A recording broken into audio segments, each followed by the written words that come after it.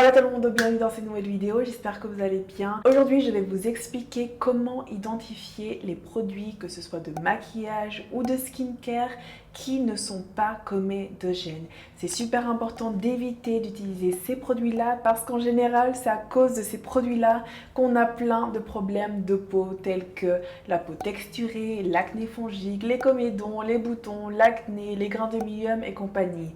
Si tu évites d'utiliser ces produits comédogènes, tu vas rester loin de tous ces problèmes de peau. Donc c'est une vidéo que je te recommande de regarder jusqu'au bout. Comme ça, tu pourras avoir tout le temps ta peau nette et en bonne santé.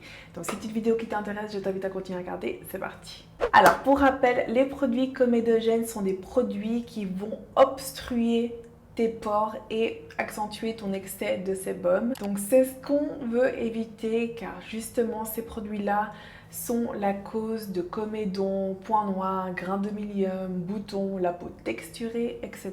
Alors pour le maquillage, c'est super simple parce que désormais il y a plein de marques qui ont des gammes entières de maquillage qui sont non comédogènes.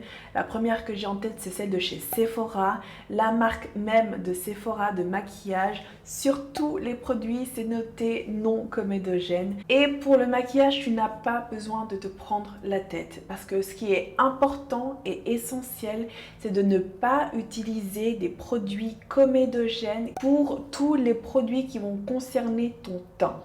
C'est-à-dire ta base, ta crème hydratante, ton fond de teint, ton blush, bronzer, etc. Tout ce qui va rester sur ta peau toute la journée au niveau du maquillage, on va éviter que ce soit des produits comédogènes. Quand il s'agit du maquillage pour les yeux et pour les lèvres, là, c'est égal. Du coup, typiquement, mon fond de teint numéro 1 non comédogène, c'est celui de chez Estée Lauder, le Double Wear Stay in Place Makeup. Ensuite, pour ma poudre, j'ai justement ma poudre de chez Sephora qui est non comédogène et c'est justement noté. Comme je vous ai dit, les produits Sephora, c'est noté s'ils sont non comédogènes ou pas. Pour mes anti-cernes, j'ai ces deux-là que j'utilise en ce moment, c'est le Lancôme Teint Idol Ultra Wear et le Fit Me de chez Maybelline. Le Lancôme, il est non comédogène justement et c'est écrit derrière, et la gamme Fit Me et Infaillible de chez L'Oréal est non comédogène également. Donc c'est assez facile parce que justement, comme je vous ai dit, désormais les marques, elles notent sur leurs produits s'ils sont non comédogènes ou pas parce que c'est clairement devenu un atout vendeur. Et puis finalement, en ce moment, j'utilise soit mon blush de chez Wet n Wild, soit celui de chez MAC. Et vu que ce sont des poudres, en général, les poudres sont des produits qui sont non comédogènes. Donc voilà, c'est le plus important, c'est que ce soit les produits pour le teint qui ne soient pas non comédogènes.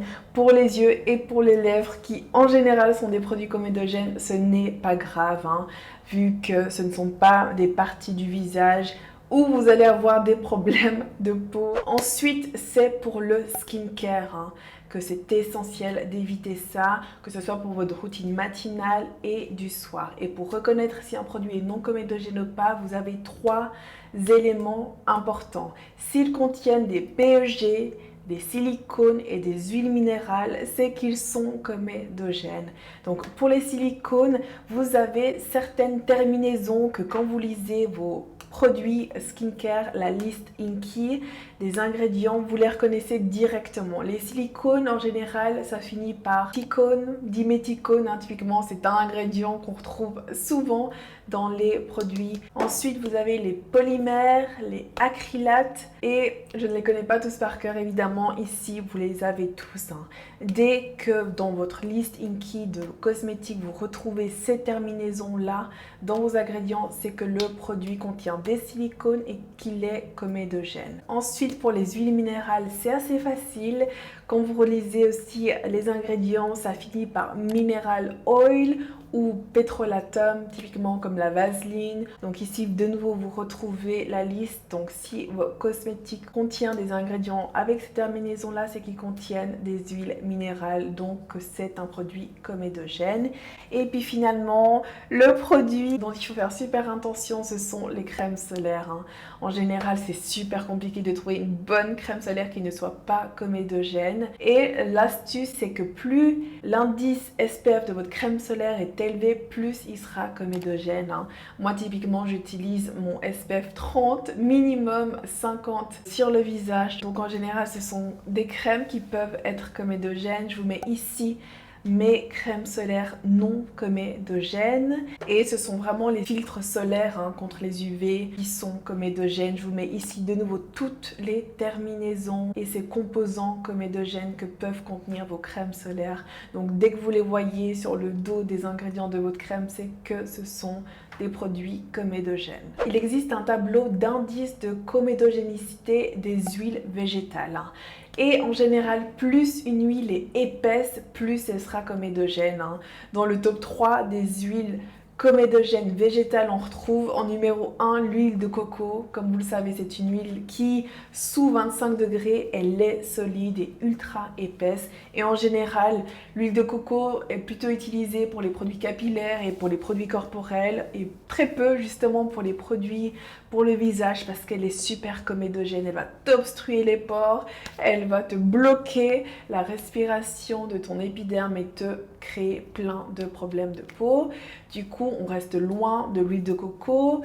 Ensuite, on a l'huile de ricin. L'huile de ricin, typiquement, elle est super épaisse et c'est une huile qu'en général, on utilise pour favoriser la pousse des cheveux ou des poils. Donc, encore une fois, celle-là, elle n'est pas tellement utilisée pour les cosmétiques. Et ensuite, on a l'huile d'argan. L'huile d'argan, je vous en ai parlé dans ma routine bio et marocaine. Elle a plein de bienfaits pour la peau. C'est plutôt une huile, comme je vous avais dit, que j'utilise pour faire mon massage gua sha. Donc j'applique mon huile d'argan, je fais mon massage gua sha et ensuite, justement, j'enlève cette huile de mon visage. Et encore une fois, c'est ça la clé. Pour rester loin des problèmes de peau, c'est d'éviter de mettre des produits qui sont comédogènes parce que de toute façon, vous allez en utiliser, mais de les laisser sur votre peau sur une longue durée, toute la journée, toute la nuit. Ça, c'est à éviter un maximum. Du coup, ici, vous avez le tableau de toutes ces huiles végétales avec leur indice de comédogénicité et il est dit que si tu as la peau grasse, à une peau à problème, peau acnéique, c'est de rester loin des huiles végétales qui ont un taux d'indice supérieur à 1. Donc on va rester à ces huiles qui sont égales à 0 ou à 1 de comédogénicité. Ensuite, pour les peaux mixtes comme la mienne ou normale, on va rester sur un indice inférieur à 2. Et pour les peaux sèches, on va rester à un indice inférieur à 3. Voilà, c'est tout simple. Il y a plusieurs articles géniaux que j'ai lus justement avant de vous faire cette vidéo qui vous disent tout ce qu'il y a à savoir sur les produits qui sont non comédogènes ou pas. Vous allez les retrouver dans la description. Mais comme je vous ai dit, une fois que vous arrivez à reconnaître un peu ces terminaisons des silicones, des huiles minérales, de certains filtres solaires, et que vous connaissez un petit peu quelles sont les huiles végétales à éviter selon votre type de peau, vous savez détecter vos produits selon votre type de peau qui sont non comédogènes ou pas. Et le plus important et à ne pas oublier, c'est de tout simplement éviter les produits comédogènes pour tes produits du teint et pour ton skincare également. Tous les produits que tu vas rincer sur ton visage, ce n'est pas grave s'ils sont comédogènes. Donc voilà, c'est assez simple et c'est assez facile. Il y a beaucoup d'informations à retenir, mais c'est quand même assez facile, je vous assure. Vous pouvez screenshot les parties, les tableaux, etc. Mais vous allez les retrouver dans la description, dans les articles dont je vous ai parlé. Et voilà, je pense que tu sais désormais comment savoir si ton produit de maquillage ou de skincare est comédogène ou pas.